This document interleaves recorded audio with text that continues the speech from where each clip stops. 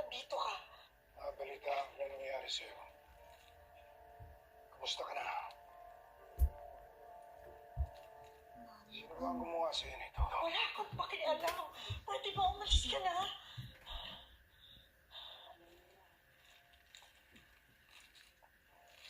Kailangan mo ba ng tulong ko? Nandito lang ako. Ikaw ang nagbayad ng lahat ng tono. Sa ganitong paraan man lang makabawi ako sa ina ng anak ko. Mamalasakit lang. Hindi ko kailangan ng malasakit mo. Lalong hindi kita kailangan. Alam ko, Marites,